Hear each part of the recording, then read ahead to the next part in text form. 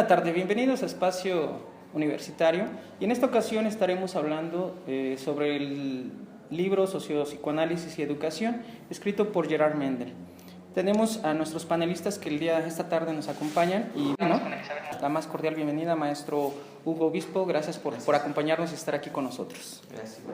Oli Posadas, también gracias por permitirnos escuchar ese conocimiento. Muchas gracias por la invitación. Es un placer estar contigo en esta ocasión. De la misma manera, contamos con Elizabeth Montalvo. Maestra, gracias por aceptar esta invitación. Gracias a ustedes, es un gusto. Y de la misma manera, Ale, bienvenida a este espacio. Muchas gracias, un gusto estar nuevamente con todos ustedes.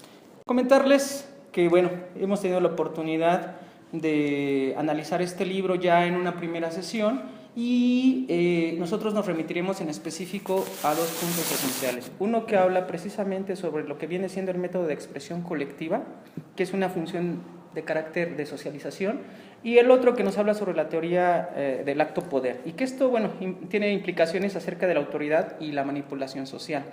Decirles que este libro, en lo general, se construyó a partir de un seminario, donde en la Universidad de Buenos Aires, en la Facultad de Filosofía y Letras, se creó el posgrado sobre formación de formadores, y que en ese contexto estaremos nosotros aquí revisando precisamente en qué concierne y en qué se fundamentó precisamente este seminario. Y para no hacer más preámbulo a esto, yo te preguntaría primeramente a ti, Oli, precisamente cuáles son los principales elementos del método que nos está refiriendo Mendel. Mendel es muy significativo en este método, abarca dos aspectos muy importantes y elementales. Uno, el desarrollo de la personalidad, y dos, los procesos socializadores. El método consta de ir preparando a los chicos, ir preparando a los adolescentes en procesos democráticos de resolución de conflictos, donde hay una condición de análisis y reflexión sobre las problemáticas que presentan. Y aquí hay que subrayar que es de manera independiente y autónoma. Los chicos empiezan a analizar la problemática que están viviendo desde su propio campo de acción, es decir, desde su edad, sin la intromisión ni la asesoría de ningún docente o padre de familia que esté involucrado. Y la parte que rescata Mendel desde el punto de vista psicológico es que estos procesos desarrollan mucho el ámbito de la personalidad, lo integran como ser social y las particularidades de independencia que genera la individualidad cada uno de los adolescentes. Muy bien, entonces estamos hablando de que este método está enfocado, sí, en un primer momento a esta parte individual de la persona, pero que va a recaer en una construcción social, sí, en un fenómeno social. Y de ahí entonces, maestro Hugo, yo le preguntaría, ¿qué se requiere para que los alumnos puedan establecer las dinámicas de este método? Excelente pregunta, y yo partiría de la idea precisamente de que es un medio de expresión colectiva, y entonces es necesario que el aplicador tenga la capacidad de reflexionar y de analizar antes de aplicar este método, de observar los problemas, y una vez que visualiza estos problemas, tener las soluciones, pero soluciones oportunas. Eso es lo que consideramos. Ok, si estamos hablando de que estaremos al pendiente y enfocándonos, puntualizando precisamente sobre esta cuestión psicosocial, que estamos hablando de lo que es la parte cognitiva, pero también la parte social donde se está desenvolviendo el individuo, entonces, ¿cuáles son los aspectos significativos que involucran la aplicación del método en este desarrollo social precisamente y psicológico en el adolescente? Pues aquí básicamente estamos hablando de dos aspectos significativos, que es el aspecto social y el aspecto psicológico. El aspecto social básicamente es donde se van a realizar prácticas democratizadoras para estimular la comunicación y ante todo lo que es la resolución de problemas. Y también el aspecto psicológico, que básicamente sirve para motivar a la personalidad en el desarrollo del pensamiento del individuo y todos los aspectos psicológicos que involucran lo que es la comunicación, el escuchar y básicamente el sentirse escuchado. Muy bien.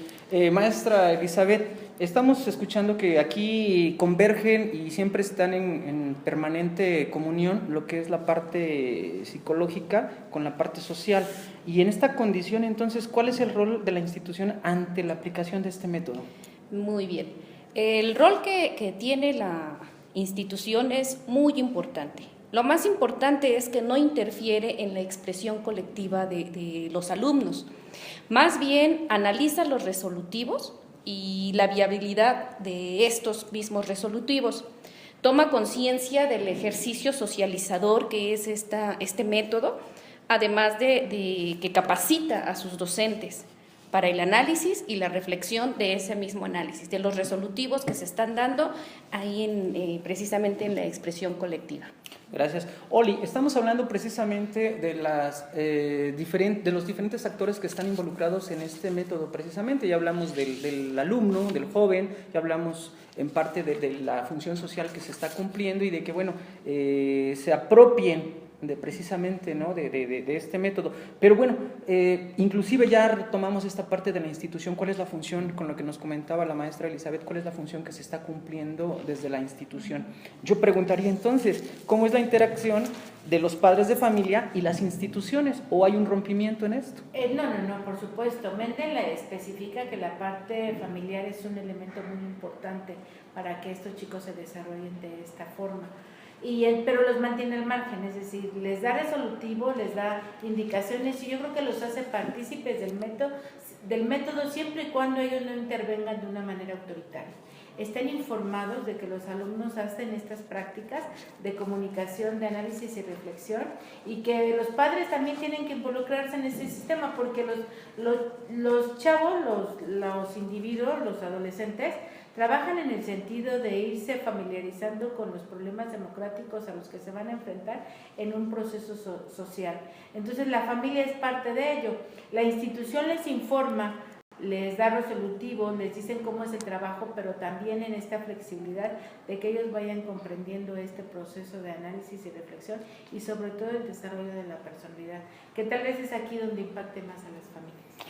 Tocaste un punto muy interesante y esto ahorita quiero que tú nos lo puedas clarificar aún más, Hugo. En razón de que tú hablaste de autoridad precisamente y de esa participación que no debe ser autoritaria, sino que debe ser en un sentido de modular, claro, observadora. Sí, y ahí es donde nosotros estaríamos entrando a lo que viene siendo el acto poder, que sabemos que este acto poder, ¿qué es lo que implica? Pues el poder que nosotros tenemos para hacer o no hacer las cosas. De ahí que yo entonces cuestionaría o te preguntaría, Mendel expone el concepto de acto poder como el poder que tenemos sobre nuestros propios actos, pero evidentemente existe una relación con los otros, por lo que plantea 3 aspectos. ¿Podrías definirnos estos 3 aspectos que él menciona?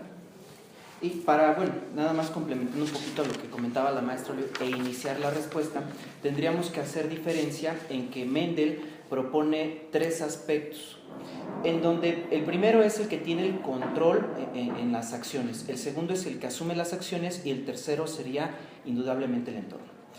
Uno no se hace diferencia del otro, sino se complementan en realidad. Y entonces, una vez que se hace este ciclo, empezaríamos con los 3 aspectos de Mendel. El primero dice que el acto o la persona tiene el control sobre los actos que ejerce. El segundo dice que la persona en realidad hay cosas de las que no tiene control. Y el tercero sería como la derivación de una esclerosis psicológica. Esos son los 3 aspectos importantes. Muy bien, y bueno, con respecto, precisamente al hablar de esclerosis psicológica estaríamos definiendo que es la situación donde la falta de evolución y de aceptación del colectivo de una persona a nuevas situaciones. A eso es a lo que nos referimos con una esclerosis.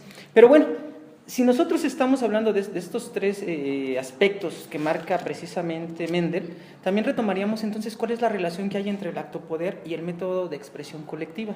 De esta manera, ¿cómo lo podríamos nosotros ejemplificar o qué explicación nos pudieses dar, Alejandra? Sí, aquí viene algo bien interesante, porque la relación que existe entre el acto poder y el método de expresión, pues básicamente se percibe porque cuando una persona tiene el poder de sus actos, desarrolla un interés por lo que está haciendo, se percibe lo que es la responsabilidad y básicamente lo que Mendel llama el desarrollo de la personalidad psicosocial, que es lo que realmente se busca con el método de la expresión colectiva. Muy bien. Y bueno, al hablar precisamente de esto, entonces, Elizabeth, ¿cuál es el impacto que tiene el dispositivo del método de expresión colectiva? Bien, mira, es algo muy sencillo, pareciera muy sencillo, pero realmente este dispositivo lo que hace es equilibrar lo que ya nos comentaba Hugo. Al controlar el poder de los propios actos, va equilibrando sobre lo que decía ya Oli, de que hay esta fuerza, esta manera autoritaria, va equilibrando. Y finalmente evita, desde el momento en que es a través de los intereses el control del acto poder, se evita esta parte de la esclerosis psicológica. Entonces, ¿cuál es la función del dispositivo? Equilibrar las fuerzas de poder en los actos, generando el acto poder. Realmente ese es el impacto, eso es la función de este dispositivo del método de expresión.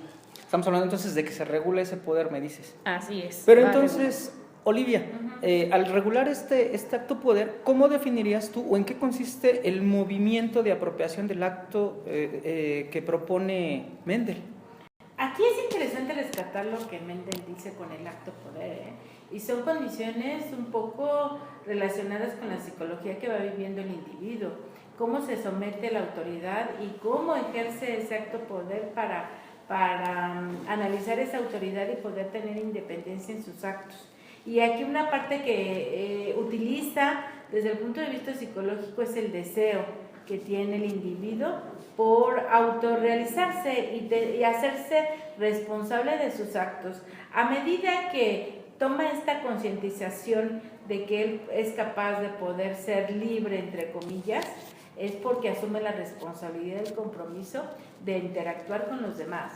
Pero tiene que haber un deseo individual que le permita al individuo poder asumir el poder de sus actos y asumirlos con responsabilidad. Ok, lo estás tomando desde la perspectiva del individuo, donde dices que hay una autorrealización, una autorregulación, una responsabilidad. Pero entonces, Hugo, ¿cómo se explica la apropiación del acto una vez que se ejecuta y entra a la sociedad escapando ya de nosotros? Claro. Yo respondería esta pregunta con un ejemplo. Y les diría que el primer acercamiento de socialización de un niño es con la familia. Y entonces el mejor ejemplo de ello es poniendo, una vez que él ha socializado dentro de su familia, tiene ciertos saberes sociales. Y cuando va a la escuela los impacta.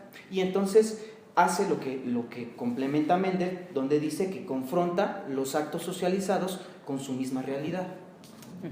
Muy bien. Hace un momento nos hablabas de autoridad, que había que tener esa regulación de esa autoridad.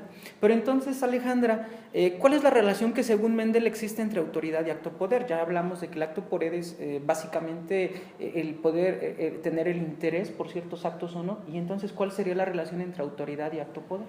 Bueno, aquí lo que nos menciona Mendel es que existe una relación antagónica entre autoridad y acto poder. Pero esto no quiere decir que una elimine completamente a la otra. Básicamente va por el hecho de que la fuerza de la autoridad oculta todo lo que concierne al movimiento, de lo que va apropiado con lo que es el acto poder. Muy bien. Y bueno, volvería yo a retomar esta parte en lo colectivo. Elizabeth, ¿cuál es el rol entonces que debe desempeñar la escuela para desarrollar los propios recursos y capacidades? Bien, como todos sabemos, uno de los roles principales que tiene la escuela como institución, pues es el de la instrucción. Asimismo, se le ha asignado a la escuela este rol de educar, ¿sí? Entonces van dos roles que la escuela está desempeñando. Pero algo muy importante y que muchas instituciones dejan de lado, pues es precisamente este rol de lo psicosocial, que es el objetivo de este método que está presentando Mendel. Entonces serían tres roles lo que tiene como responsabilidad la escuela: el de instruir, el de educar y finalmente esta parte de la psicosocial. Muy con bien. eso se ve. Yo les agradezco su presencia, sus aportaciones y concluiría con lo siguiente, si ustedes me lo permiten. La importancia que tiene este método y que es el hecho de estimular la comunicación entre iguales, en este caso entre los alumnos, pero al mismo tiempo los docentes que tengan conocimiento del pensar y del sentir de estos individuos, de los jóvenes.